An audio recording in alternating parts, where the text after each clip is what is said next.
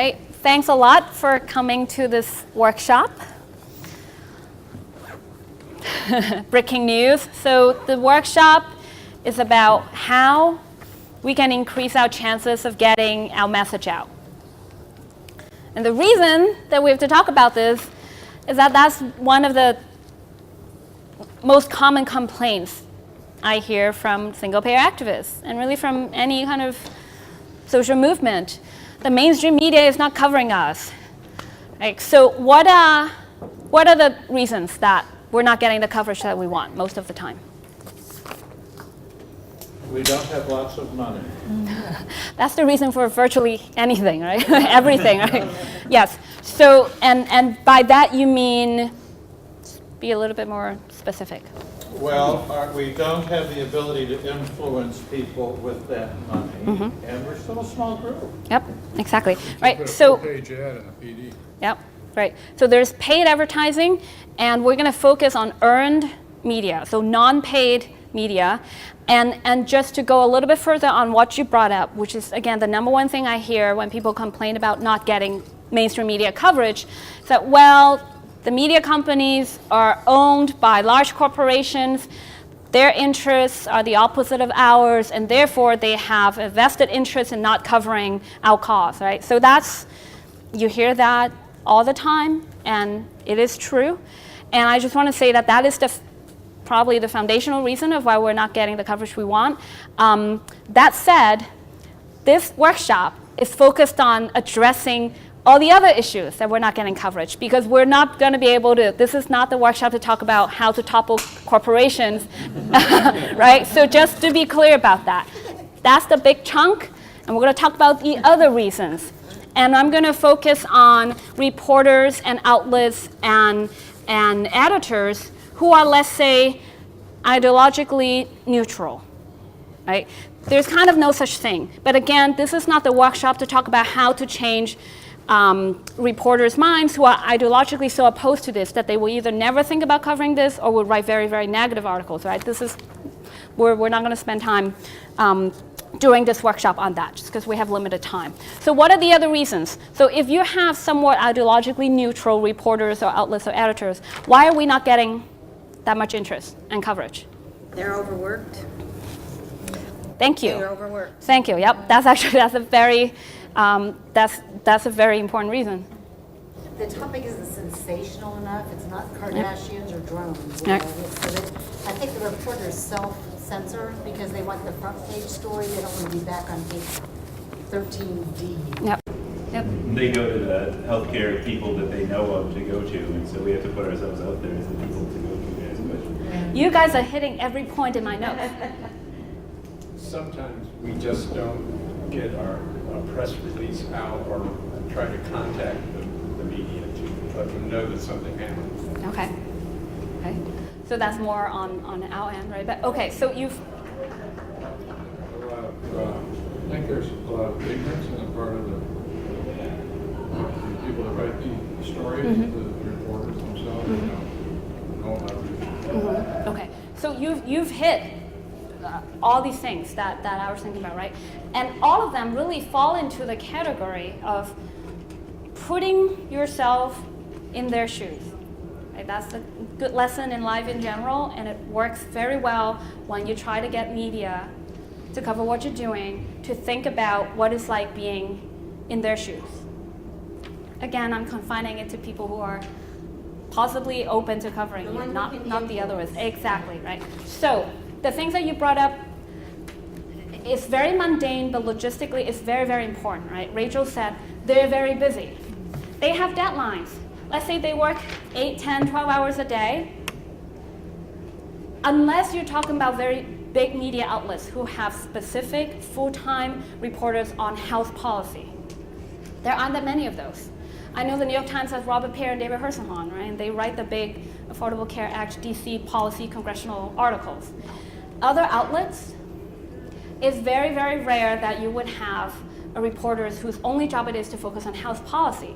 And what that means is that 9 times out of 10, you're going to know more about that topic, what you said, than they. And often, it's very difficult for us to really, truly put ourselves in the other person's shoes, and to be able to simply and succinctly present our case. Because we get very excited, we know this stuff well, many of us know it well. We get into the nitty-gritty too much and too early, and we actually lose them, right? So think about how many deadlines they have. They may be writing 5 articles a day or doing 5 video segments a day on a wide range of topics. So we have to make things very easy for them. We have to make things very simple for them. And what you said, right? They already have the healthcare folks they go to. How do we get to be the healthcare folks they go to? That's one of my very important points. You have to build relationships with them, and you have to become a resource for them. You don't want to be a pest. Often we're considered the pest, because it takes a lot of care to build a relationship and to do it in such a way that you become a resource instead of a pest. And you can be very direct and upfront about offering yourself as a resource. It's not something that you can talk about and some stealth, thing. You can be very upfront, especially if your organization has a particular, as a constituency that may be very valuable to them. If you're with a seniors group, you can say, well, I'm with the senior group and you're making a pitch about a particular rally that's coming up, let's say on single payer, or let's say on Medicare defense. But you can also offer as a resource on other issues, right? Remind them that, we're here for you if you need a senior to speak, if you want quotes from senior on another issue, something like that. So since I'm with a doctors group, I always try to offer us as a resource and let them know that this is not just about single payer, because they may not be interested in single payer at all. I'm still making my pitch calls. But if you offer yourself, let's say if you're writing a story about flu shots, you need to talk to a doctor, give me a call. Right? And I make that offer to legislators also. Always try to think of what you can offer them so that you are seen as a resource. It's not that easy to do, and with some bigger outlets, it's even harder. But I think with smaller outlets and with cities where if your main outlets are not pretending to be the global paper of record, it is easier. So building those relationships, and don't forget to target your outlets. And again, it is more important to do it in a bigger media market than the smaller one. In a smaller media market, maybe it's not so terribly difficult to get an article in the Columbus Dispatch, and then maybe on 6 o'clock news. That's great, right? You're reaching a general audience. That's fantastic. In some markets, it's very hard to get the main city newspaper. In New York, you can have 1,000 people marching and not get a single word in the New York Times. So it's important to target specific outlets. And depending on what your action is and what the demands are for that particular event you're trying to get coverage for, if it's a congressional, let's say it's Medicare defense, and let's say you're trying to, you are part of a coalition that has a campaign against sequestration or the grand bargain, any of these things. So what would be some outlets you may want to target, like other than the general, right? Great if you get in USA Today, but Congressional offices. Well, in terms of media. Oh, okay. Like AARP magazine or whatever. Yeah, that's a very good target. Our local public radio station.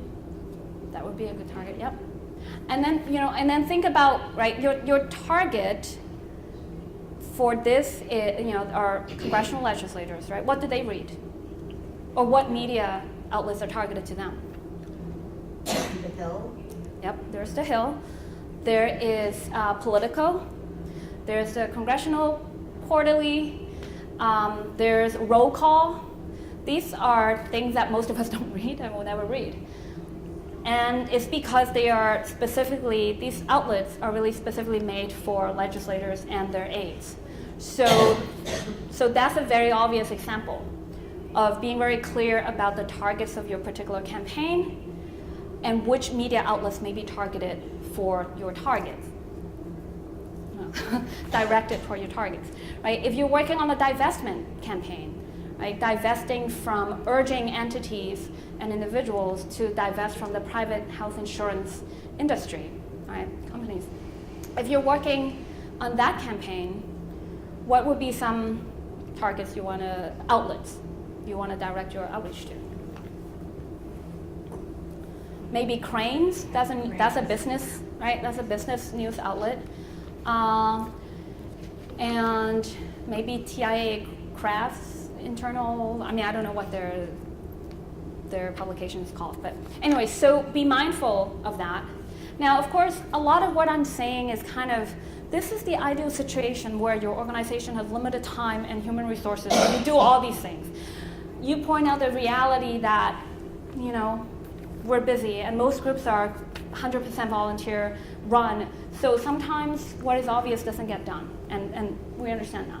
So I'm going to kind of talk about, ideally, this would be, all these things would be very helpful. In reality, maybe you get to hit some of them.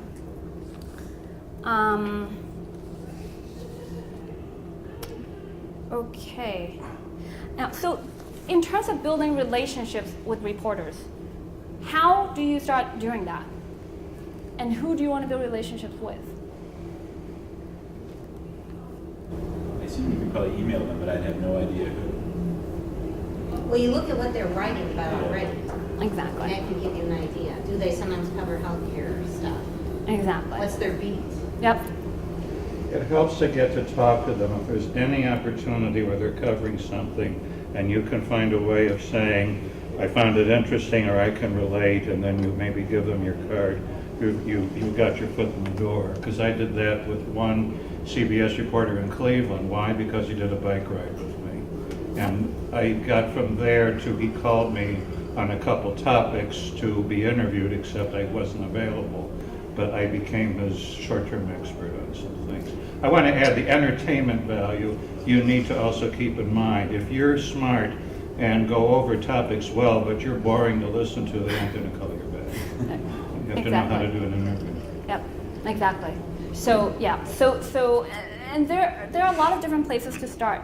You know, often, so I've done this training a couple of times, and often people say, wait, but go back. What is the first step? Right? So there are folks who have done some of this before, and there are folks who are starting from scratch. So let me just get a sense. Who has written a press release? A press release. Press release. Yes. Okay, so a few people. Yeah, great. So a lot of people. Who has made pitch calls? Okay. Wait, so a fair number of people are there. Okay. And but if you haven't done any of this before and you're wondering, okay, so you're saying building a relationship with a reporter, but who and how? Where do I even start? Do I just look it up in the phone book? You can. So one place to start is that there are websites and web services out there that would generate a press list for your market. So it may be the Columbus metro area market, and they might spit out 150 outlets for you. There are sites that do it for free, there are sites that charge. What often works well, especially in a coalition like SPAN, you know, is that, you know, you have unions. You have powerful unions as part of your coalition. Unions have press lists. See if they will share it. You know, see if SPAN can use. I don't know what SPAN currently uses, but go to your allies. You know, ask them if they wouldn't mind sharing your press list, and if they don't feel comfortable sharing the whole press list, maybe ask them for 10. You know, who are the 10 outlets or reporters who have been, you know, given you good coverage, or. You know, so think of your friends, start there. But if that doesn't work out, you can always, you know, go to these sites and services and generate. Or the simplest thing to do, let's say Columbus, the Columbus Dispatch. Either. To the editor. Okay, yeah, certainly. You can certainly write letters to the editors, but in terms of building relationships with reporters, you can't even just getting their contact. People just ask, well, but how? Who do I call? Where do I even get their contact information? The physical paper, as well as their online site, you can get the names of the reporters and the editors, and usually their emails right there, and usually a general number. They may not give you the extensions of every reporter, and sometimes it is clear from their website or the paper itself what they cover. Right? Sometimes small outlets, everybody covers everything. And then do research. Look at what they've done. What have they written about? What was the tone? Did they seem sympathetic? Did they seem to actually have a pretty good grasp of the foundational policy ideas, or did they actually make a bunch of mistakes in their writing? So figure out who these people are and build a relationship with them by calling them before something that you're doing. You can do it a few days prior. I usually do it, I start making my pitch calls a few days prior, and then I do the most important ones again the morning of the event. So pitch calls are, actually I'll go more into the pitch calls a little later. So right now it's still about the overall idea of building relationships with them and always remembering what it's like being in their shoes. Make it very simple, make it very easy for them.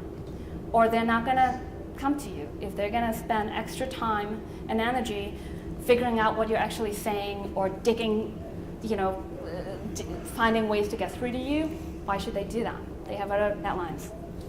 One of the easiest things, I think, is take them to lunch or invite them to a reception and always give them a handout that says exactly what you want to say, because if you don't have any idea what they're going to write. That's great. If you are in an environment where you can invite them to a reception or lunch and they will come, that would be a dream. You just have to give them a time that's convenient for them. And most will come because, again, they don't make a lot of money, so they're always glad to get a free meal. Yeah, that's great. And I think, it depends on your media market and how crazed their lives are. I think it's great that they will come to your lunches and receptions. There are a lot of cities where they wouldn't give you the time of day if you invited them to lunch, but certainly try. There's the suburbs. In Columbus, for example, all of the suburbs around have little newspapers. I believe they're all owned by the same person. So if you contact, So go to that one person. the one thing, you may get it in all the neighborhood Right. papers, and the neighborhood papers are always looking for material. That is brilliant. I think that's a great, powerful situation to be in. In some other situations, I think the ones that I'm have more experience in is the complete opposite. We're always fighting and fighting and fighting. They have too much information and we have to fight to get in. But if you're in the position of power where they need stuff and you can provide stuff, then that's wonderful.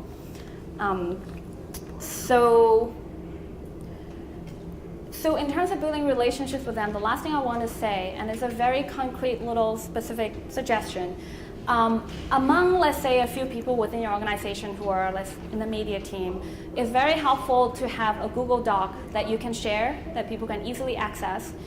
You start with your press list, and then each time that you contact these reporters for a particular event, you have a different column.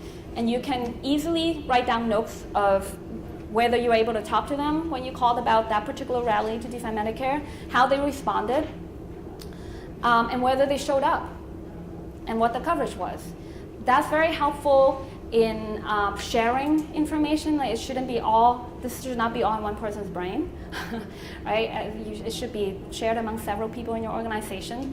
And it helps you figure out, because you're gonna call a lot of these people, and next time around you may not remember exactly who came to your thing and who didn't, who made some strange comment that you wanna try to, it's information that's gonna help you build your relationships with them. So you may wanna do a Google Doc. Okay, so that was number one, how to build relationships with them and to target the outlets.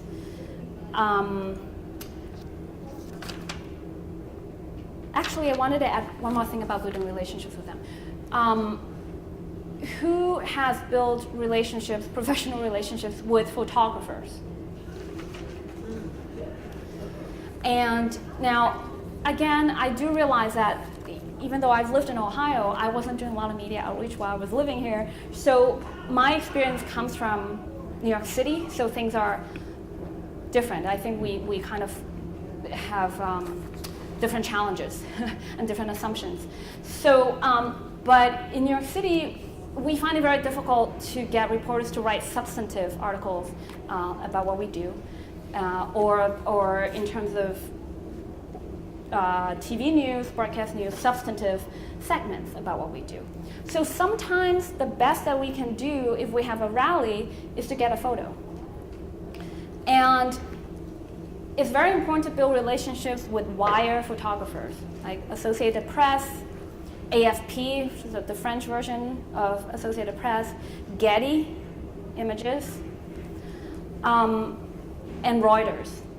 Because they work for the wire, sometimes we get good photos that they took of our event. They get picked up by 200 outlets, sometimes international outlets. And we didn't get a substantive article, which is too bad. But if you have a photogenic action with messaging that's very clear, maybe on the t-shirts, and you have good photos, and because they work for the wires, they could be picked up by hundreds of outlets, just like that. Sometimes the photos come up years later because they're looking for a photo that has something to do with Medicare and people protesting, and images of your event might come up. And that's why it's also very important to have sometimes your messaging on people's clothing, so that your message goes with it, with any image. And photographers, if you develop a reputation of having visually interesting actions, then they are very happy to hear from you whenever you have something going on. So don't forget the visuals, the photographers, when you're thinking about reporters. Okay, so secondly, various channels to deliver your message. This is a very quick section of the training because it's pretty obvious. People are very used to, we're doing rallies, marches, press conferences, editorial board meetings, of course, like you said, letters to the editors and op-eds. You can propose a story idea, and with friendly outlets in smaller towns, you have a much higher chance of getting them to take up your proposal.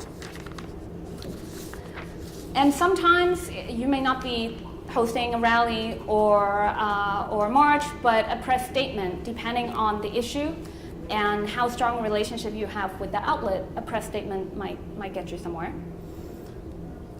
So the next category is really kind of step-by-step how to do outreach for a particular event. And let's start with, I'll tell you what the elements are that I have found helpful. There may be additional elements that you want to add. First one is timing. Second one is framing. The third one is location. The fourth one is the press advisory / press release / statement. Fourth is pitch calls. Fifth, press kits. Sixth, day off. What you should do the day off. So, timing. What have you found to be the most effective way to, how do you decide when to do, let's say a rally, single payer related rally? Well, like things like Medicare birthday or something. Mm-hmm. Yep, an external event that, in that case, an annual recurring event, Medicare's birthday. What are some other ways to make to pick your timing so that you increase chances of the rest of the world paying attention? Exactly. News hook. Exactly. So an external event, it could be a legislative or it could be something else. But an external event, that is a hook. Because for something like our issue, without an external hook, it is very hard to get attention. So the political context, external news hook, right? Okay.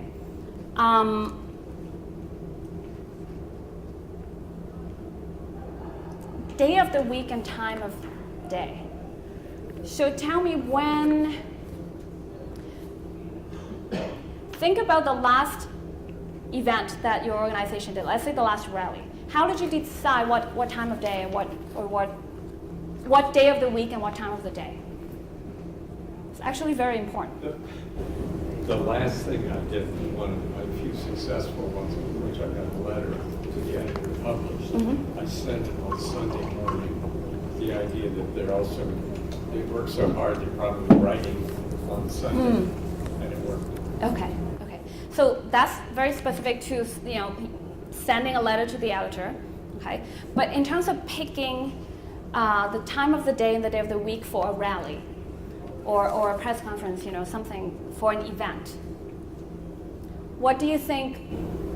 You want to do it on a day that all the legislators, if you're going to do something at the State House, on a day when the legislators are in session, and a time of day when maybe they're going to be moving about and not be in the session itself. So a lot of times people will do it like a lunchtime, noontime rally.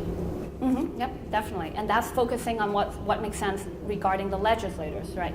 But what makes sense regarding reporters? What days? Wednesday at Or okay, why? Well, I think I was thinking of an event that we did outside of Medical Mutual, and we got people who could come to the rally over their lunch hour because it was downtown, and it just seemed like those days, not as busy a time for them Wednesday as early in the week or late in the week. Yeah. Wednesday at noon is a perfectly good time.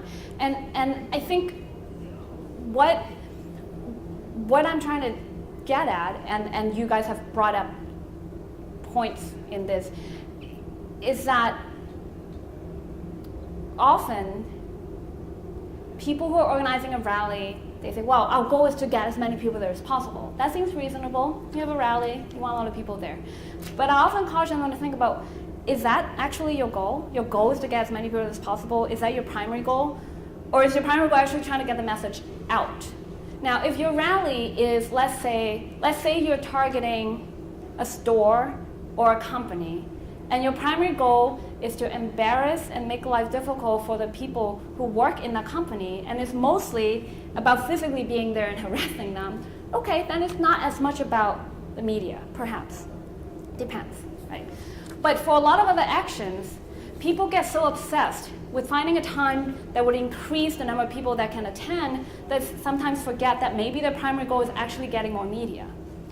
And I bring that up because people often say, well, let's have the rally at 5:30 so that people who work till 5 can get there. Let's have the rally on a Saturday so that people who work Monday to Friday can get there.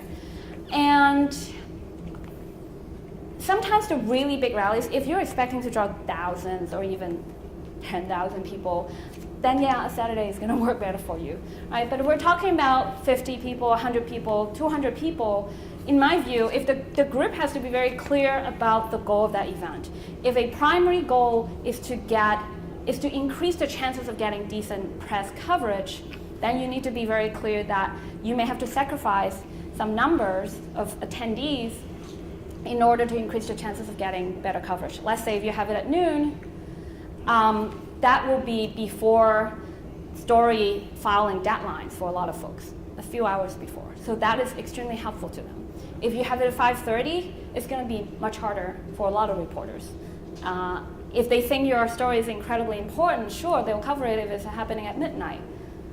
But again, we're talking about how to overcome challenges that we know we have, right? So we're not, Angelina Jolie walking down the street. It doesn't matter what time it is. People will write about it or take video.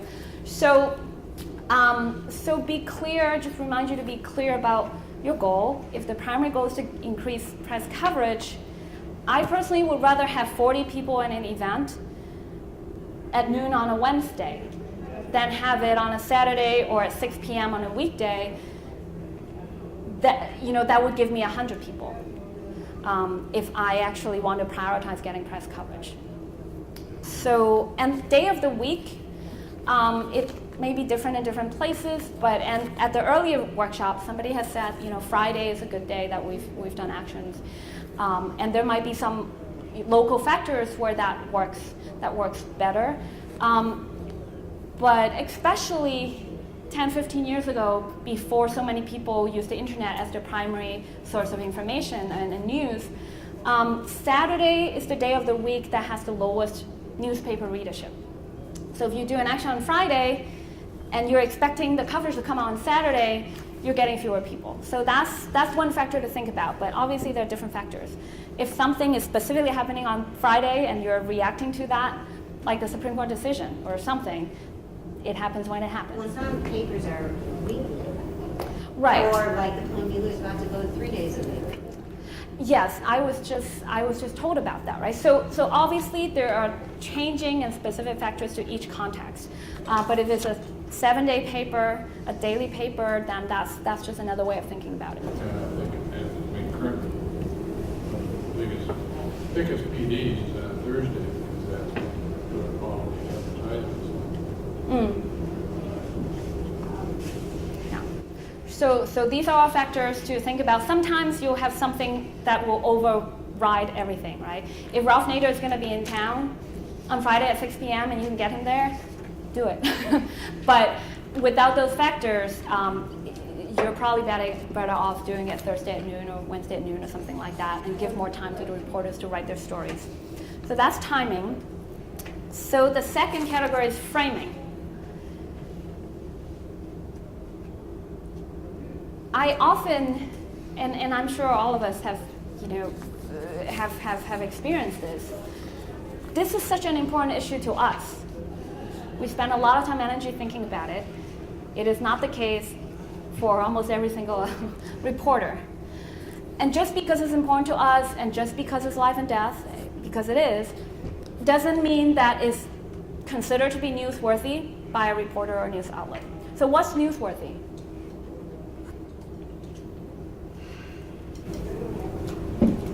Reader interest. Okay, reader interest. Okay.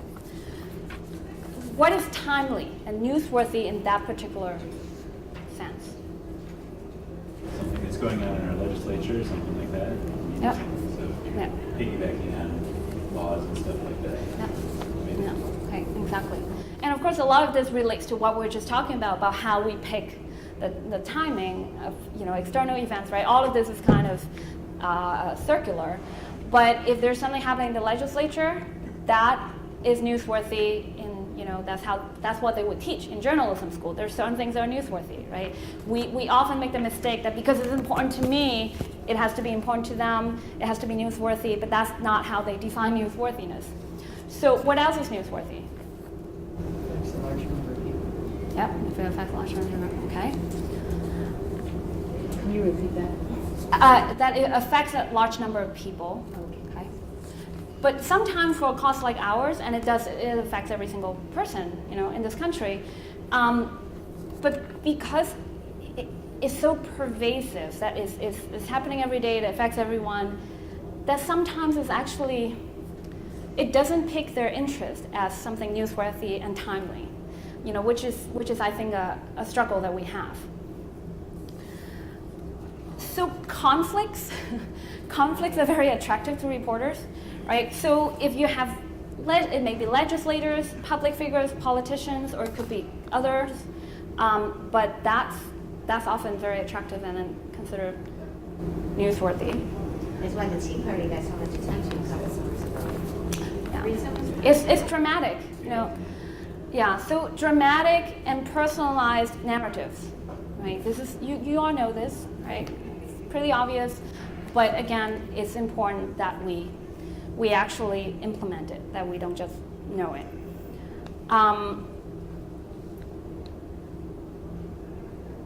And this is also very obvious, but it's very difficult to actually do, and it's good for groups to do internal practice. Sound bites. Because we know so much about this, we often go into all these details, and it just goes over the head of the reporters. So get your talking points, get 2 or 3 talking points, say just a few things, and say them often. Repeat them. So the next thing is location. Where people pick their location to do their rallies or their events. And it may be obvious, but sometimes people want to do, let's say in New York City, Hurricane Sandy. A few months after Hurricane Sandy, the volunteers were doing a lot of things, a lot of volunteering in Far Rockaway, which is very far from downtown Midtown Manhattan, where the news outlets are. They want to do a press conference in Far Rockaway about the effects of the storm 2 months later. It's very worthy, and it makes sense. This is the affected community. But really, a reporter is supposed to take 3 hours in the middle of the day, just transit, just to get to your event. It's not going to happen. So we were able to convince them to not do that. But a lot of times, yes, it makes sense, and this is about, the community and the affected. But if the reporters won't come, and if that's your goal, then you need to recalibrate.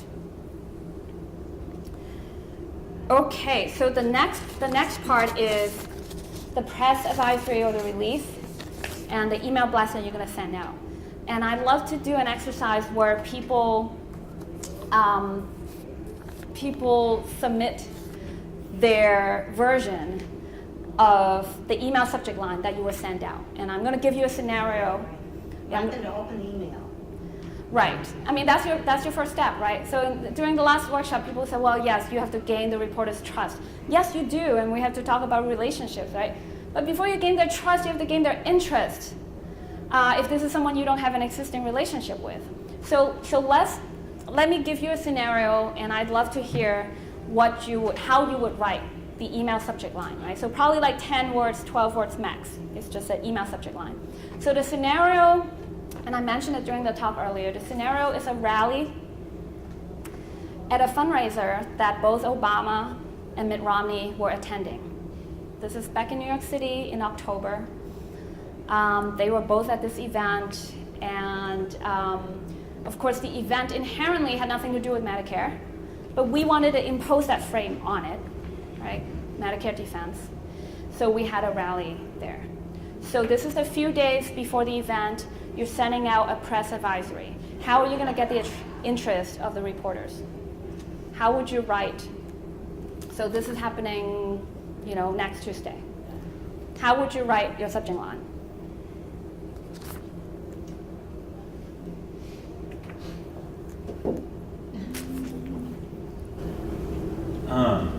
I was thinking in terms of like what the reporter would be interested in, along the lines of like, I guess almost I don't know if this is the right way to go about it, but I almost think about it like a headline, like, like hundreds planning on attending, I don't know, like rally, or I guess something along those lines to interest them in saying like, oh, there's something big going on. Maybe this is something I should look at. That was, I guess, my start, but I haven't finished. Yeah. Okay. All right. So numbers. Release or rally today or something like that in the subject line, does that help? Say that again? I'm saying something like immediate release or rally today or something in the subject line that says it's right now. I would encourage not putting immediate release in the title just because it's one very long word, immediate release, and you only have, it's shorter. So I would advise using those 2 words to put in something that has content instead of immediate release. Immediate release will be in your actual, release, right? But let's say this is happening next Tuesday. Okay, you're doing this a few days prior. It's your advisory. Notification that it's going to happen. Yes, it's a press advisory, right? So the press advisory is something that you usually do, let's say several days ahead of time, and then the day of, the morning, you may still do another advisory blast, and then you have a press release. I don't know if it makes sense, but my instinct is to put Obama or Romney in that subject line somehow. Mine is Absolutely. Coming, will be here. Obama Big to challenge. agreement. Obama speaking. Absolutely. I would say that if you don't have Obama and Romney in the subject line, it would be a pity. Well, this is kind of the headlines that you get, but mine was Obama to challenge Romney on Health Care Act. Now, challenge is, headline doesn't always reflect what's in the article. Okay. But that gets attention. Okay, yes, it gets attention, right? Challenge. So she's introducing conflict That's very attractive to reporters, right? She puts in the 2 targets. The more personalized you can, personalization works both ways. The more you can personalize your targets, and the more you can personalize your constituencies, the more attractive it is and more interesting it is to the press, right? So you put in conflict, you personalize the targets, and just a reminder, this is actually the Medicare, we're trying to get, the event is about Medicare. So, yeah, Probably okay. Medicare. Yes. Or instead of healthcare, back. Yeah, exactly. And Yep. so Obama and Romney debating or disagree, or Obama and Romney debating solutions to Medicare. Okay, so again, so we got the targets there, right? We personalized the targets, and then we got Medicare in there, which is your subject, is your cause, so absolutely you have to get there in there. And the debate, I would be a little bit careful with the word debate because it sounds like an official debate. It sounds like a presidential debate, whereas this is actually a fundraising dinner that they both happen to attend. So I would just be careful with that little part. Different. Yeah, and that's very interesting because some people from the previous training, people were very interested in using the angle that there's no difference between, that there's very little difference in what they were proposing in terms of Medicare because they were both attacking, both their proposals were attacking Medicare. So, so that's one angle that the other folks were using. You know, is there a difference? You know, where you know, so that's introducing some sort of conflict and interest because they're supposed to be different, but in terms of Medicare, they were both kind of proposing scary things. So to kind of put them in the same boat and to imply that they are actually the same on it was an interesting idea. Activists converge on Obama-Romney meeting. All right, that's great. So we have activists, right? So who, right? That's one thing that hasn't come up. Who it is actually doing this? You have your targets, Obama and Romney. You have converge, which is a dramatic verb, so that's very good. Medicare wasn't in there, so that would be a very good. But yeah, I really like the converge. I didn't hear that they are. I thought you said they were going to lunch together, so they're not. They weren't coming together to meet about and talk about Medicare, were they? They were not, right? This is a fundraising dinner. Medicare active. If you had room, I don't know how much room. Medicare Yeah, it's an email. converge on Romney and Obama meeting. Yes, that's great, exactly, right? So again, just to read, so the event is a fundraiser organized by, it's called the Alfred E. Smith Dinner, right? They were both going there. You're right, the event itself has no inherent relationship to Medicare. It's an imposition that we are putting on it. It's a frame we're putting on it. So yep, you got the word Medicare in there. I would just put Obama and Romney meet to discuss, and that will pique everybody's curiosity. What are they going to discuss?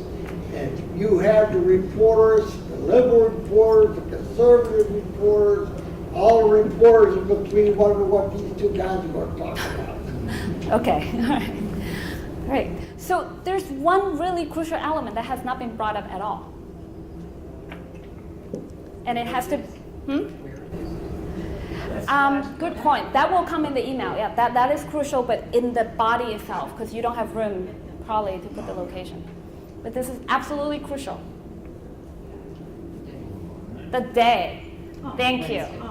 Yes. Put that in your subject line? I would absolutely put it in a subject line. In fact, are people familiar with the AP Daybook? Have you heard that term? No? Okay, so AP, all right, Associated Press. The AP Daybook gives every day reporters and editors, they go through the AP Daybook, which is a compilation of events happening in that city. Right, so the New York AP Daybook is very, very long. There's tons of stuff happening. And reporters and editors make their decision as to what to cover, often by looking at what the AP has compiled. And the AP, every day at 4 p.m. and midnight, they revise their daybook. And whatever they get in that they deem to be, I don't know how they exactly make a decision, but most things make it in. They put it in on their AP Daybook and they blast it out to reporters. If you don't put the day in, no way you can make the AP Daybook. And then 'Cause they don't know where you are. The reporters pick and choose what they're gonna cover, sort of, or they could get assigned, but. Yeah, I mean, of course, it depends on the reporter, it depends on the outlet. Most outlets have meetings in the morning, and the editors and the reporters discuss, and they get assigned things, so. Another question. How would you handle the electronic media, Facebook, computer groups that you belong to or could join, and YouTube, for example? Right. I think those are excellent medias, and I know I get an email from my senator about every other day. Right, And right. sometimes it's just, have a nice day, but Yeah, there it is. yeah, the social media is certainly very, very important. Let me wrap up this part and we can talk briefly about that. Okay. So it is crucial to put the day as the first thing in your subject line. You will not even make it into the AP Daybook if you don't.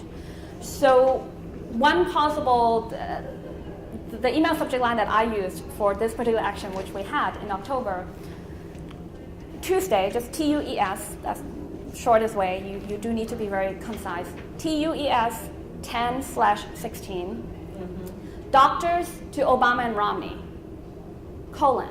don't mess with Medicare. So it's a bit long. I would rather that it's not that long, but whatever. I got everything in, and it's a little bit longish. So you got the day in. Day of the week is helpful. It's very helpful for reporters. You brought up, you're the first one who said activists converge, right? So who is doing this, right? Sometimes there isn't room to stick it in, but especially if you're with a constituency that that has particular resonance on, in terms of that cause. Now, labor is useful in really in any cause.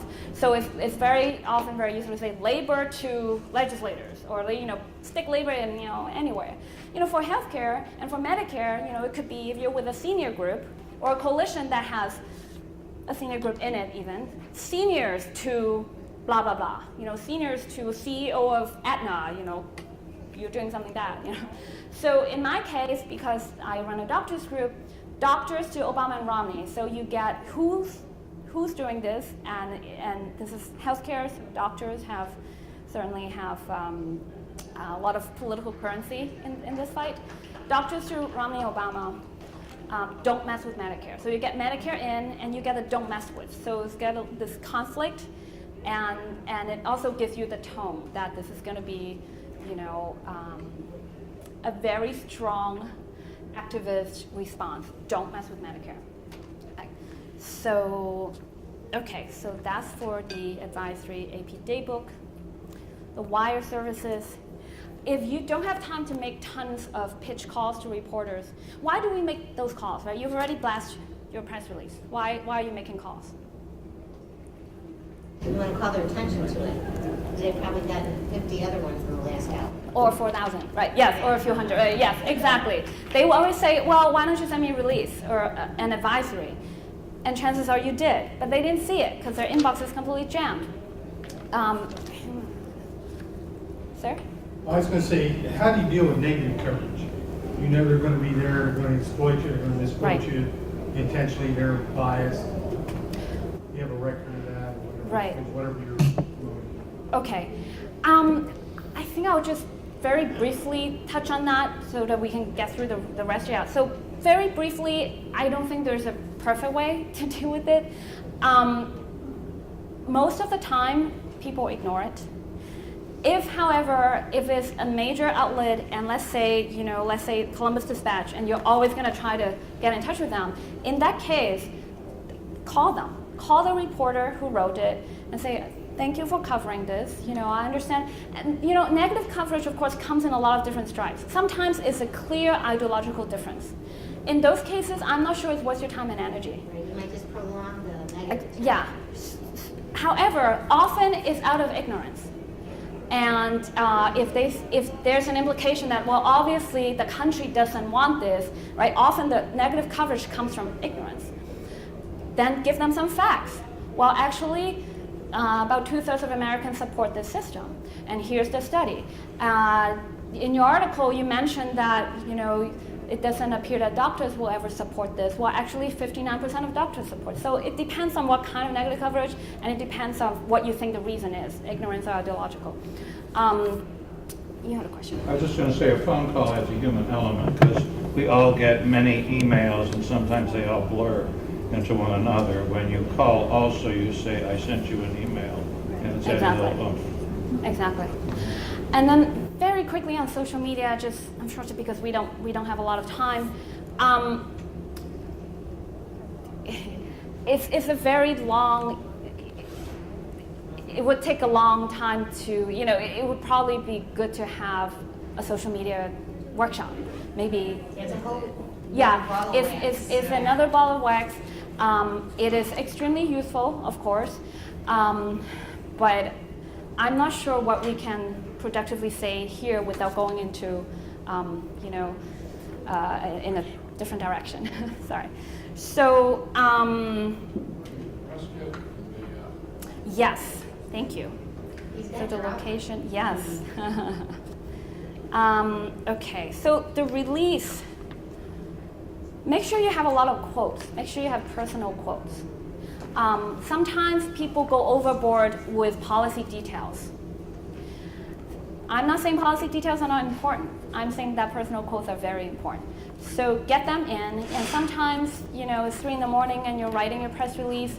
I would urge you that ahead of time to ask different folks within your coalition or your group, especially if they represent different constituencies, labor, healthcare workers, seniors, faith, patients, whatever. It's a good thing to ask kind of for their permission sometimes ahead of time, because sometimes you're so swamped and you're writing your press release in the last minute and you can't get their permission, or you can't get them to write a quote and then fit it in. Ask them, hey, is it okay with you? I may be kind of writing quotes and attributing them to you. If you know them well, people will say yes. And people have asked me that. I said, yes, you have my permission to do that. Because sometimes people don't end up putting a lot of quotes in because they didn't have time to go around to talk to all these people and get their quotes.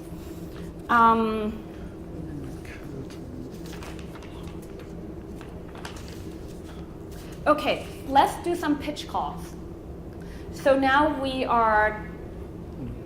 we can either do that same action, but I'd rather do another action. What is a recent, and again, we're kind of focusing on protests and public Well, we had a great events. big demonstration in Columbus for the Medicare. This is Medicare, right? Okay, yeah, the previous Yeah, a lot of training told me. progressive. Yeah, that's what I heard. So if you could, in 2 sentences, because maybe not everybody here knows about that, just if you could frame it for us. What was the action? Thousands of Ohioans from all over the state came to the Capitol today to tell the legislators that they need to approve the Medicaid extensions. Okay, Maybe. okay, great. They did say 2,000. That was the number you saw in a lot of the media. Okay, excellent. So In the pitch rain. calls. Pitch calls. So make it 5 seconds. Practice your pitch call before you call, because you're going to lose their interest if you're going to take 30 seconds to do your pitch. They are very busy. And remember, they're not healthcare. This is not their thing. This is your thing. So who would like to do a 5-second pitch call? This is the day before the Medicaid expansion rally, and you're calling the Columbus Dispatch. Hi, this is Lee Nider. I am with Span, Ohio. There's going to be a huge action at the State House tomorrow at 10 o'clock. We're expecting thousands of people, and I'm hoping you can be there to cover it. Right? Short and sweet. She got all the information in. It was succinct. She said who she was, Who, and the what, time. when, where, why. Yes, and sometimes it's hard to fit everything in 5 seconds, so I would focus on getting their interest. And now the State House, of course, the location is important because it's part of what the action is. Sometimes the location is, you won't be able to fit it in the 5 seconds, but just focus on getting their interest. I mean, this, in a way, this is an example that's easy. A little bit more questions than I'd have to answer, but I wasn't in that area. Yes, so yes, I don't but that have was very good. That was exactly, it was succinct, you got everything out. So we may have to use another example, because Medicaid expansion is something that is understood and pretty much.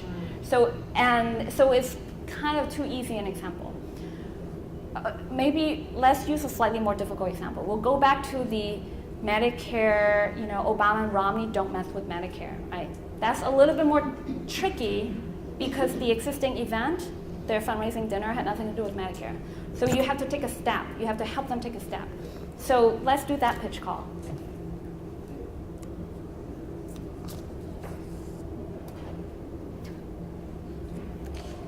Somebody. Okay, think about it first, right? You have to rehearse your pitch call, yeah.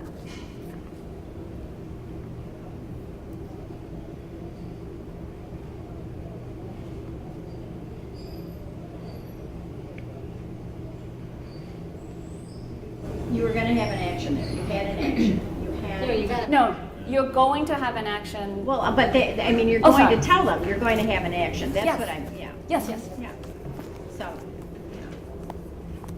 Who would like to do the pitch call? Great. I sent you an email blast, just wondered if you had received it regarding the fundraiser that Romney and Obama will be attending tomorrow. And just wanted to remind you that there's a doctors group that's going to be crashing that to challenge their positions on Medicare.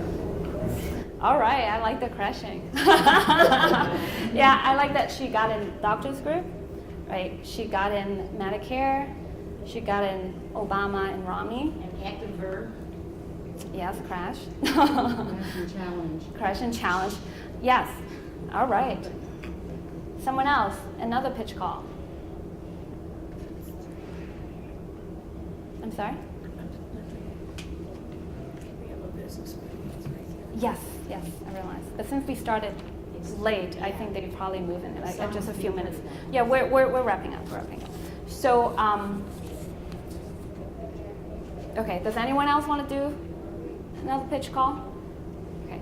Just be careful not to assume anything. And I think that was good because nobody actually really assumed anything. And they often you'll end up talking to different people if you're making follow-up calls, and it will have been like you never made the first call. So just be aware of that. And the last thing I want to cover very quickly. Oh, actually, no, sorry. Sorry, press kits. Yep, I'm going there. Sorry. Press kits, be very succinct. Do not put a 20-page study in your press kit. You're just going to overwhelm people. So put in just a few, maybe 3 or 4 sheets. One-pagers are great. Obviously, put your press release in there. And of course, your press release has to have your contacts so they can get in touch with you right away. Put your press release, and then maybe put a one-sheet policy background. They can, if they really, this is very rare, if they actually want more policy details, which they almost never do, they will get in touch with you. Just don't overwhelm them with too much stuff. And then you can also offer sometimes, if the action has a protagonist, a person whose coverage is not being covered by her insurance company, and she has cancer, but her cancer treatment is not being paid for by Aetna, and you're doing an action there, have a biography of that person and a photo. Like that human interest is very, very important and is very much directly related to the action. And then you may want to have something that shows the wide support that single payer has. That's one of the major misconceptions that we're always fighting, right? That this is some fringe group and it's not a widely supported thing. They're wrong. So you may want to have a document where there is a list of organizations in your coalition, where there is a list of endorsers of either of your organization or bill, something that shows the wide support and have some, or you may want to have a sheet that is just of quotes. It may be 5 quotes, it may be a labor leader. The first quote and the second quote may be a patient, the third quote may be from a doctor. So sometimes they would just lift the whole thing, right, if they find it interesting enough. So that is the press kit. Okay, day off. I'm gonna quickly go through this. First thing in the morning, you wanna do another blast. It's good that you did it several days ago to prep them. They've gone through a few news cycles and they're very busy. Even if they thought, oh, this is pretty interesting, I'll do it, remind them morning of. right? And then do your, whatever time you have, do your 5 or 10 most important pitch calls again that morning. People used to fax. Sometimes people get so many emails that faxing actually, some of them like that. Depends on the outlet. At the action itself, I find it extremely important to have somebody whose job it is to wrangle the press. I just call this person the press wrangler. Have you ever been to an action where, or maybe you couldn't make it, and you ask the person, how did that go? And it's like, great. Oh, what kind of coverage did it get? I don't know. And this is maybe one of the organizers. I don't know, I saw a bunch of cameras. It was great. That person should have been in charge, either himself or herself, or designated somebody to make sure they knew which outlets came to cover the event. Not only because it makes it much easier for you to dig up the coverage later on, but let's go back to the very first thing we talked about. We have to build relationships with these reporters and outlets. And what he said about being the resource person. If you don't build that relationship, you will never be anywhere near being a resource person. So if you don't even know who came to cover you, you're not going to be successful in building the relationship. So have a sign-in sheet. Have a press sign-in sheet. Ask for their names, their emails, their numbers, and their outlet. And then afterwards, actually, I'll talk about that later, right? So have the press wrangler.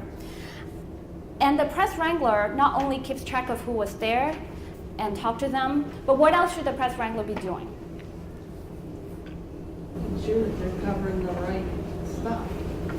The most Be more specific. interesting part of whatever it is that you're doing. Mm-hmm. Like physically, like if there's something happening over there and they're not paying attention, make sure they're, okay, yeah. Maybe giving them some background information. Absolutely. Rolling and there's not a lot to be covering. Yes. And related to what you were just saying, one thing that I always try to do is proactively offer individual interviews, right? Because it's a rally, they're doing this, they're doing that, but when no speaker is speaking, and when no petition is being handed, and when nobody's doing a die-in yet, you can very well say, hi. 1 minute, 2 minutes? Yes, and then I'm going to ask everybody, as soon as you're finished, come over to that other room because we can't open the walls so that we can have a business meeting. Okay, 2 minutes, you got it. So I asked the reporters, like, thank you for covering this. Would you like to speak with a doctor, an emergency room doctor who sees what happens to people who don't have insurance or people who are underinsured? Would you like to speak with a patient? This person has a brain tumor but was denied coverage, blah, blah, blah, blah. And more often than not, they would say, oh yeah, they will pick up on one of the offers that you make because it makes their job easier. Should you identify what group you are? Because there may be several groups covering, several groups that wanted the reporters to be there. So say I'm from Span, Ohio, and UCAN is there. Yes, and I would certainly, among the groups who organized it, figure out if you want just one person to kind of focus on that or whether you want several. I mean, usually people are, so just figure that out among yourself. Okay, so that's the day of. And the very last thing I want to say is, who has done post-action press? That often, you have this rally, you've been working really hard, it's over, and you go home, you go to sleep or something, right?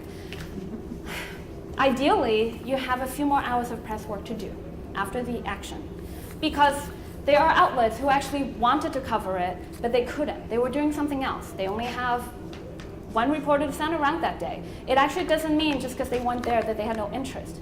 You call them. After the event, first of all, you send out your release. Previously, you have sent out the advisory with less information and more kind of logistical stuff. All right, the release, after the event, you blast again. You blast them with photos. They may use your photos. Get good photos. Blast the photos, and then you call a few selected outlets who are most likely to be interested. For radio, often would like to you can interest them in doing an interview on the radio, and they may come on at 5, and you have a few hours to do that.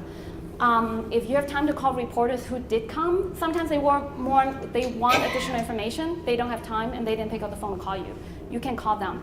So a number of times I've gotten more coverage doing that than than actually during the event itself, just because of the reality of who was and wasn't able to physically show up. So just think of every opportunity that you can, and remember how to try to think in their shoes. And that's it for now. Thank you so much.